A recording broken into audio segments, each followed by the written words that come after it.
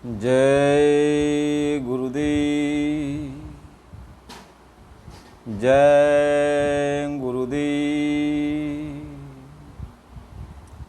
परम पुरुष गुरुदेव जी, जय गुरुदेव नाम। अलख अगम्य के पार में स्वामी तुम्हें प्रणाम। कोटि कोटि करु वंदना, अरब खरब प्रणाम। चरण कमल बिसरू नहीं, जय गुरुदेव नाम। परम पूज्य स्वामी जी महाराज के चरणों में कोट कोट प्रणाम। आप सभी प्रेमी भाई बंधुओं सबको सादर जय गुरुदेव।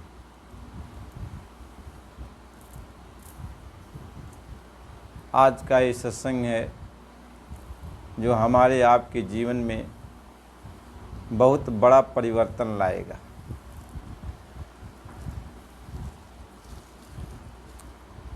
देखो, हम सभी लोग सत्संग में बराबर जाते हैं, महात्माओं की संगत और सोहबत करते हैं, उनके वचन वाणी को सुनते हैं। जो भी समझ में आता है उसको ग्रहण करते हैं, जो नहीं समझ में आता है नहीं ग्रहण कर पाते हैं। महात्माओं की सेवा करते हैं। सब कुछ करते वक्त में भी हम लोग सब कुछ करते हैं, लेकिन हम लोग जब सत्संग को छोड़ देते हैं, वहाँ से फिर दूरी बना लेते हैं, घर पे चले जाते हैं, तो सत्संग के वचन सब भूल जाते हैं। फिर दुनियादारों की तरह उसी क्रिया में फिर लग जाते हैं। ऐसा क्यों होता है? ऐसा क्यों होता है? जहाँ सत्संग की इतनी बड़ी महिमा गाई जाती है कि सत्संग में जाने पर यह जो आत्मा है, जो कौवा बन के बैठी है, सत्संग में जाने पर इसके ऊपर की लगी हुई कालिमा ख़त्म होने लगती है, ये हंस बन जाती है। और जब हंस रूप हो जाती है तो फिर ये आत्मा अपने घर पहुंच जाती है, अपने देश चली जाती है। सत्संग की इतनी बड़ी महिमा बताई गई है, लेकिन ये देखा जाता है कि हम लोगों को सत्संग में आते जाते 10 साल, 20 साल, 25 साल, 30 साल, 40 साल, जिसकी जैसी उम्र हो वो बराबर सत्संग में जाते हैं, लेकिन वो खुद नहीं बूझ पाते हैं कि हमारे आपके अंदर कितना परिवर्तन हुआ, सत्संग का कितना असर मिला, कितना असर पहुंचा, खुद कोई नहीं समझ पाता है। आखिर ऐसा क्यों? महात्मा समझाते हैं कि सत्संग में हम लोग तो जरूर जाते हैं, लेकिन हम सत्संग में जाते हैं तो पर्दा रख कर जाते हैं। यानी जैसे बारिश हो रही हो, अब आप छाता लगा लो, छाता लगा लो अपने सिर पे, तो कितनों तेज बारिश हो रही हो तो बारिश से आप भीगोगे नहीं ना, क्योंकि जो भी वर्षा हो रहा है वह छाता पर यानी तुम्हारी छतरी पर गिरकर अगल बगल चला जाता और तुम भीगते नहीं हो, भीगते नहीं हो। क्यों नहीं भीगते हो? कि छतरी लगा लिए हो। इसी तरीके से हम आप सत्संग में जाते हैं तो ये माया की छतरी लग जाती है, यानी माया को लेके जाते हैं, कपट को लेके जाते हैं। हमारे अंदर नाना प्रकार की बहुत सारी ख्वाहिशें लगी रहती हैं, उन सारी ख्वाहिशों को लेके जाते हैं। हम अपनी आत्मा को धोने के लिए नहीं जाते कि ये सारी ख्वाहिशों को हटा दिया जाए, ये माया की छतरी को, मोह माया को हटा दिया जाए और महात्मा के सत्संग में जाकर अपनी आत्मा की धुलाई करें। जाते तो जरूर हैं, लेकिन एक मोटा पर्दा ऊपर डाल लेते हैं माया का, कपट का। तो ऐसे कितना दिन बीत जाता है, कितना वर्ष बीत जाता है। बरसात तो होती है सत्संग की, लेकिन एक भी छींटा अंदर नहीं जाता। जैसे छतरी है तो उसके ऊपर सारा पानी गिर कर भी आपके ऊपर नहीं आता, क्योंकि सीधा गिर रहा है, आप हैं उसके नीचे, लेकिन आपके पास नहीं पहुंचता और आप पानी से नहीं भीजते हो। उसी तरीके से जब कपट रूपी चादर हम ओढ़े रहते हैं तो महात्माओं का जो भी दया चलती है वो दया हमारे अंदर तक नहीं जाती है। इससे हमारे हृदय में कोई परिवर्तन नहीं होता है। जैसे कि पत्थर हो और वो पानी में पड़ा हो, लेकिन कितनों पानी में पड़ा हुआ है, बरसों से पड़ा हुआ वो पत्थर है, लेकिन पत्थर पानी में तो है, ऊपर से लग रहा है कि पानी से भीजा हुआ है, लेकिन उसके पत्थर के अंदर जरा सा भी पानी का छींटा नहीं जाता है। और उसी पत्थर को जरा सा भी बाहर रख दिया जाए, धूप लगा तो ऊपर का पानी तो सूख गया, ख़त्म हो गया, अंदर का वैसे के वैसे फिर रह गया वो पत्थर। फिर मालूम पड़ता है तो पत्थर बहुत कड़क है। ऐसे ही हमारे आपके अंदर जो हमारा आपका हृदय है ये उस पत्थर के समान हो गया है। ऊपर से तो लगता है कि हम लोग सत्संग में जाते हैं, महात्माओं की संगत करते हैं, उनके वचन वाणी को सुनते हैं, उनके सत्संग वचन को सुन रहे हैं, जो कह रहे हैं उसको मान रहे हैं, लेकिन अंदर एक भी छींटा नहीं पड़ता। तो जब अंदर छींटा नहीं गया सत्संग का तो हमारा मन साफ नहीं हुआ, हमारी बुद्धि साफ नहीं हुई, हमारे चित्त अहंकार साफ नहीं हुए, हमारे अंदर काम को लोभ मोह अहंकार विकारी जगते हैं। तो जैसे दुनियादार रहते हैं वैसे हम भी रहते हैं। हमारे और दुनियादार में फ़र्क कुछ नहीं रहता, बशर्ते फ़र्क इतने रहता कि हम संगत से जुड़े हैं और उस संगत से नहीं जुड़े हैं। बस फ़र्क इतना रहता है कि संगत से जुड़ जाने का फ़र्क इतना पड़ जाता है कि संगत से जुड़ जाने पर हमें नरकों में नहीं जाना है, 84 का द्वार खुला रहता है। हम 84 में जाएंगे लेकिन नरक में नहीं जाएंगे। लेकिन दुनिया के लिए दोनों द्वार खुले रहते हैं, नरक का भी और 84 का भी। इतना अंतर है। लेकिन ये कहो कि हम दुनियादारों से अच्छे बन गए तो ऐसा नहीं है। जैसा दुनियादार हैं वैसे हम सब भी हैं। इसलिए महात्मा जी समझाते हैं कि यदि तुम अपनी आत्मा की सफाई करना चाहते हो, मन बुद्धि चित्त की सफाई करना चाहते हो, अपने काम को लोभ मोह को शांत करना चाहते हो, तो घुल कर तुम सत्संग करो। यानी ये छतरी को हटा दो, ये कपट को हटा दो। सत्संग में जाओ तो उस मालिक को परमात्मा का रूप समझो।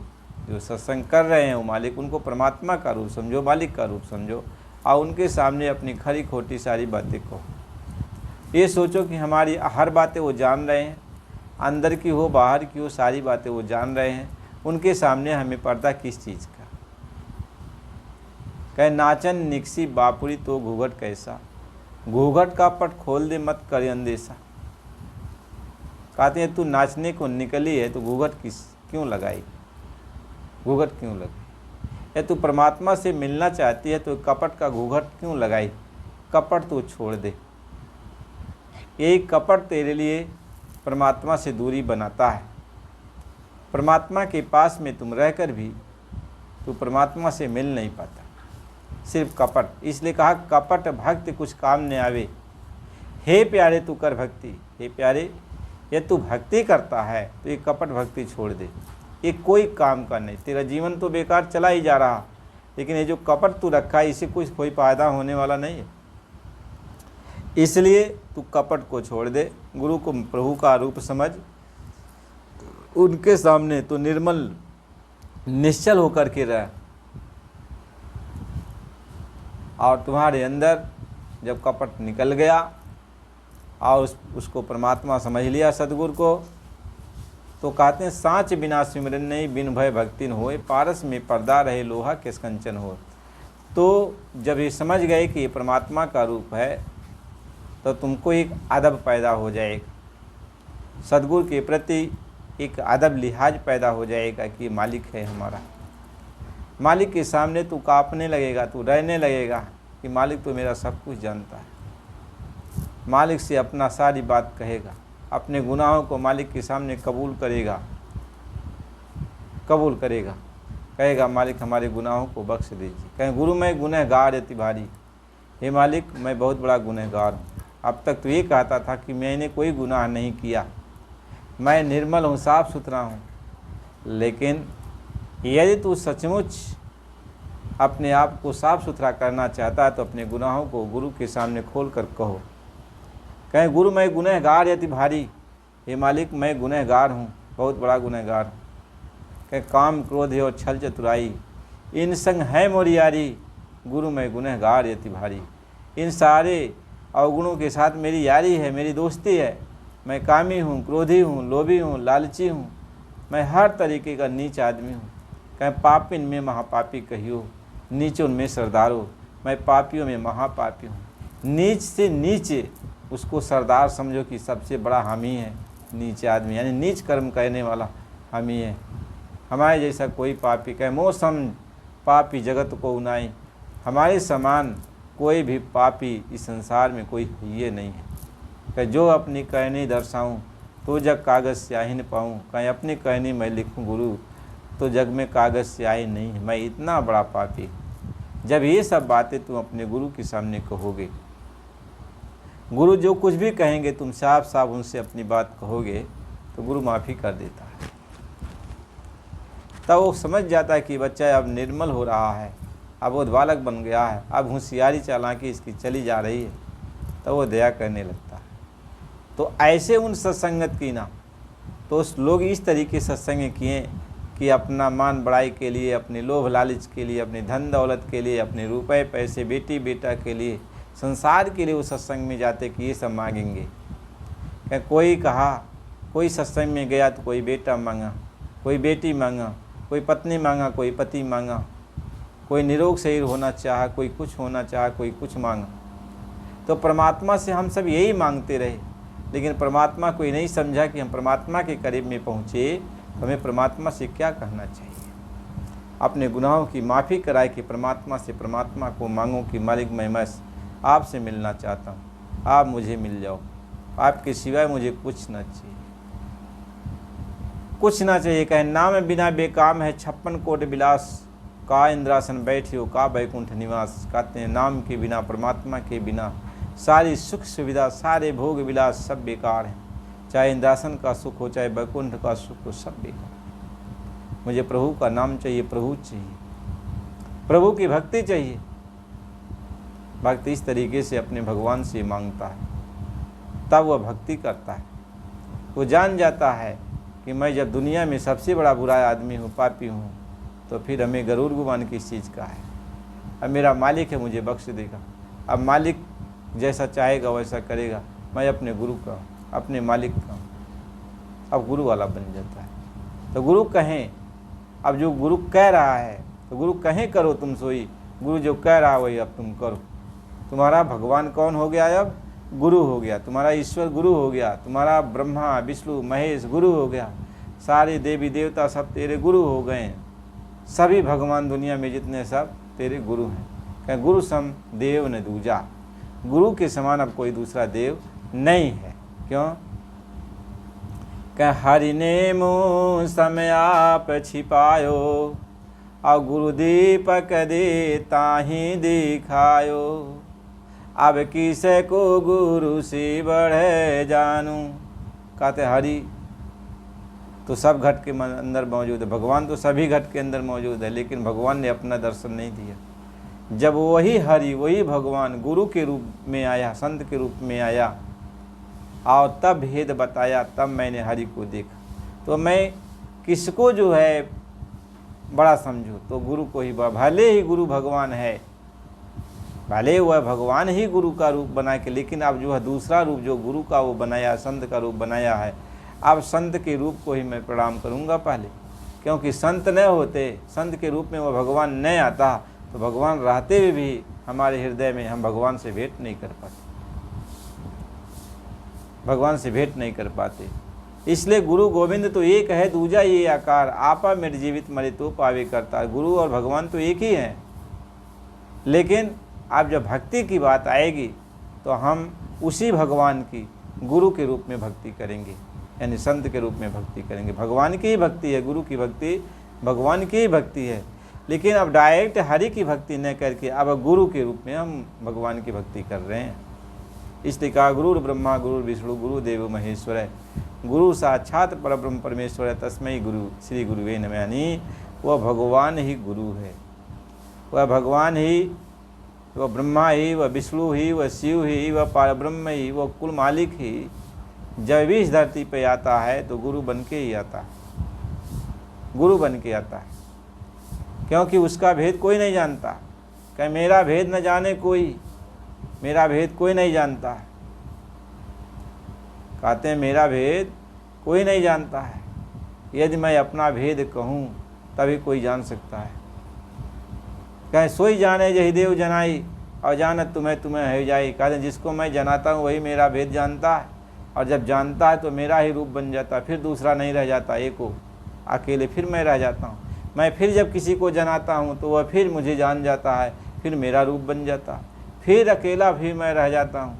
इसलिए यह संसार में यदि आप प्रभु के बारे में कुछ जानना चाहते हो तो प्रभु ही आपको जना सकता है, दूसरा कोई नहीं। यदि ये समझ लो कि हमें प्रभु के बारे में जना रहा है तो वह प्रभु ही है, प्रभु है।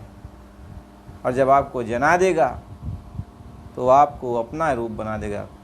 इसलिए कहा कि पारस में और संत में बड़ो अंतर हो जान, वो लोहा कंचन करे गुरु कह ले आप समान। क्या पारस में, यानी पारस एक पत्थर होता है, जो लोहे को छुआ दिया जाए तो लोहा सोना बन जाता, लेकिन पारस नहीं बनाता। लेकिन गुरु जो होता है वह जब आत्मा को पकड़ता है तो आत्मा को स्वयं अपना रूप प्रदान कर देता है, यानी गुरु ही बना देता है, वह मालिक ही बना देता है, वह मालिक का ही रूप ही आत्मा बन जाती है। इसलिए गुरु की महिमा गाई जाती है, इसलिए गुरु की महिमा गाई जाती है। तो प्रेमियों सत्संग को सुनना है, आगे फिर आपको सत्संग मिलेगा, यह सत्संग सुनना चाहिए। जय गुरुदेव।